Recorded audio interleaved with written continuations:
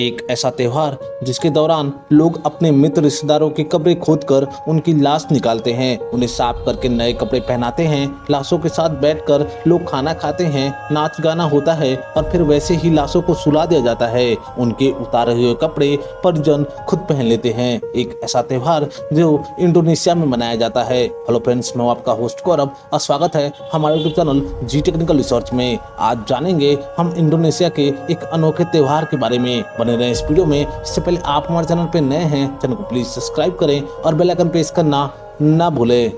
दुनिया के अलग अलग हिस्सों में एक से बढ़कर एक रीति रिवाज है। इसमें अजीबोगरीब तरीके से उत्सव मनाया जाता है, लेकिन कभी ऐसे त्योहार के बारे में सुना है जो लाशों के बीच मनाया जाता हो? इंडोनेशिया में मानेन फेस्टिवल ऐसा ही है। एक खास जनजाति के लोग ये त्योहार को मनाते हैं। इसका मकसद लाशों की साफ सफाई होता है। इन जनजाति के लोग मानते हैं कि मौत भी एक पड़ाव है, जिसके बाद मृत्यु की दूसरी यात्रा शुरू होती है और इस यात्रा के लिए तैयार करने को वे लाशों को सजाते हैं। मानेन फेस्टिवल की शुरुआत आज से लगभग 100 साल पर पुरानी मानी जाती है। इसके पीछे बरप्पू गांव की एक कहानी है जिसे वहां के बड़े बूढ़े सुनाते हैं। बताया जाता है कि 100 साल पहले गांव में टोराजन जनजाति का एक शिकारी शिकार करने जंगल में गया। रुमा शेख नाम के शिकारी को जंगल के भीतर एक लाश दिखती है। रुमा शेख ने सड़ती गली लाश को देखा और रुक गया। उसने अपने कपड़े लाश को पहनाए और उसका अंतिम संस्कार किया। इसके बाद रुमा शेख की जिंदगी में काफी अच्छे बदलाव आए और उसकी बदहाली भी खत्म हो गई। और इसी के बाद इस जनजाति में अपने पूर्वजों को सजाने की ये प्रथा चल निकली। माना जाता है कि लाश की देखभाल करने पर आत्माएं आशीर्वाद देती हैं। इस त्योहार की शुरुआत किसी की मौत के साथ ही हो जाती है। परिजन की मौत पर एक दिन उसे दफनाया नहीं जाता, बल्कि कई दिनों तक उत्सव होता है। कई बार ये हफ्ते तक चलता है। ये मृतक की खुशी के लिए होता है, जिसमें उसे अगली यात्रा के लिए तैयार किया जाता है।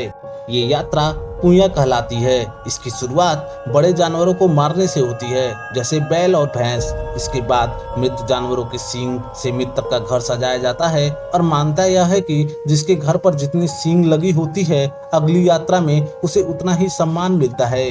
ये भी वजह है कि अंतिम संस्कार लंबा चलता है, क्योंकि ये काफी महंगा होता है और सामान जुटाने के लिए परिजनों को वक्त चाहिए होता है।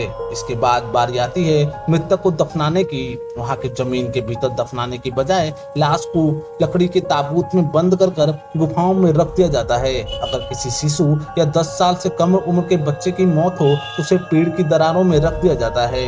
मृतक का शरीर ज्यादा से ज्यादा दिनों तक सुरक्षित रहे, इसके लिए अलग अलग तरह के कई कपड़ों के लेयर में लपेटा जाता है। मृतक को कपड़े में ही नहीं बल्कि आभूषण तक पहनाए जाते हैं। आजकल के हिसाब से उन्हें फैशन की चीजें जैसे टोपी, काला चश्मा, घड़ी जैसी चीजें पहनाई जाती हैं। ये इस पर निर्भर करता है कि मृतक के परिवार के पास कितने पैसे हैं। सजा धराने के बाद मृतक को लकड़ी के ताबूत में बंद करके उसे पहाड़ की गुफाओं में रख दिया जाता है। साथ ही लकड़ी का एक पुतला रखा जाता है, इसे ताऊ ताऊ कहते हैं। ये पुतला रासों की रक्षा करता है। माना जाता है कि ताबूत के अंदर रखा शरीर मरा नहीं है, बल्कि बीमार है और उसे वह जब तक सोया हुआ है उसे सुरक्षा चाहिए होगा। इसके बाद हर 3 साल पर मरने की तिथि के आसपास लाशों को खोदकर निकाला जाता है और उसे दोबारा नए कपड़े पहनाकर तैयार किया जाता है।